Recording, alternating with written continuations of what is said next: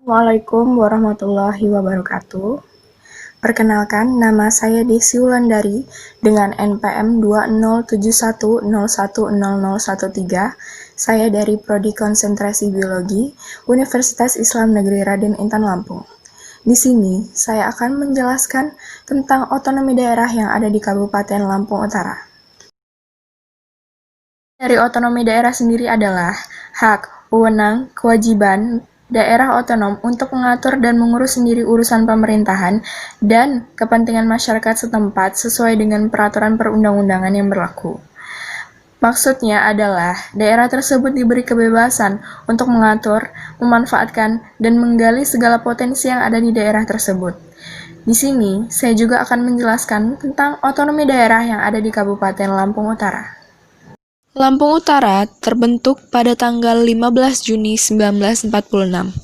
Lampung Utara merupakan kabupaten terbesar di Provinsi Lampung yang sekarang telah terpecah menjadi beberapa kabupaten, yaitu Kabupaten Lampung Utara sendiri, Kabupaten Waikanan, Kabupaten Lampung Barat yang melahirkan Kabupaten Pesisir Barat, dan Kabupaten Tulang Bawang yang melahirkan Kabupaten Tulang Bawang Barat. Pada Undang-Undang Republik Indonesia Nomor 4 Darurat tahun 1965, Junto Undang-Undang Republik Indonesia Nomor 28 tahun 1959 tentang pembentukan daerah otonom kabupaten-kabupaten dalam lingkungan Sumatera Selatan, terbentuklah Kabupaten Lampung Utara di bawah Provinsi Sumatera Selatan. Tetapi, kemudian, dengan terbentuknya Provinsi Lampung berdasarkan Undang-Undang Republik Indonesia Nomor 14 Tahun 1964, maka Kabupaten Lampung Utara masuk sebagai bagian dari Provinsi Lampung. Kabupaten Lampung Utara telah mengalami 3 kali pemekaran, sehingga wilayahnya yang semula seluas 19.368,50 km persegi kini tinggal 2.762,63 km persegi.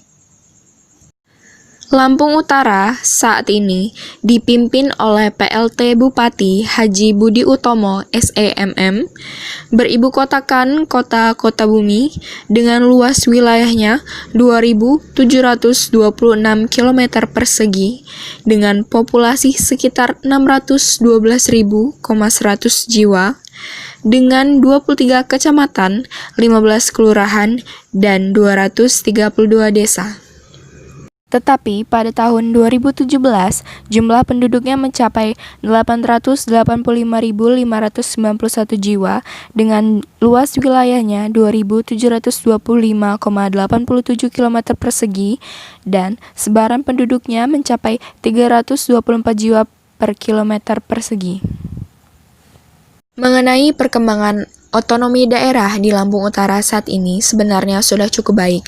Seperti contohnya sekarang, listrik sudah tersalurkan di desa-desa, walaupun belum merata.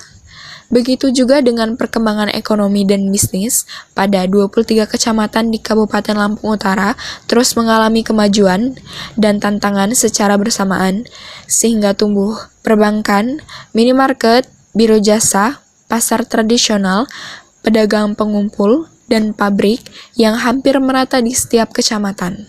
Tetapi, kondisi di sektor pertanian dan perkebunan mengalami penurunan, seperti lahan sawah yang berkurang akibat pertumbuhan penduduk dan pemukiman baru.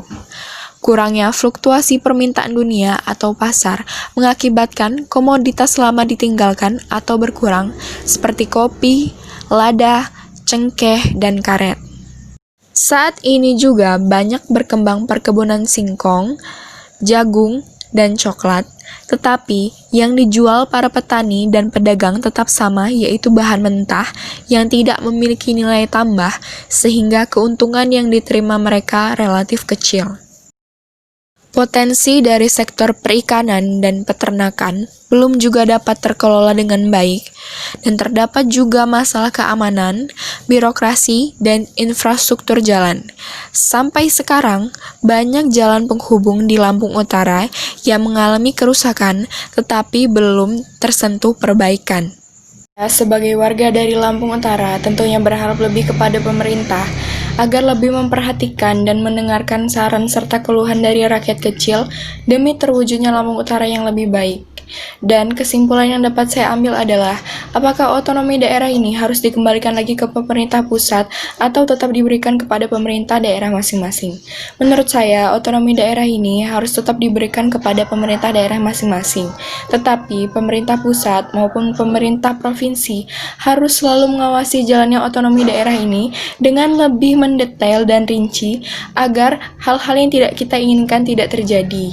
Demikianlah yang dapat saya sampaikan. Saya akhiri. Wassalamualaikum warahmatullahi wabarakatuh.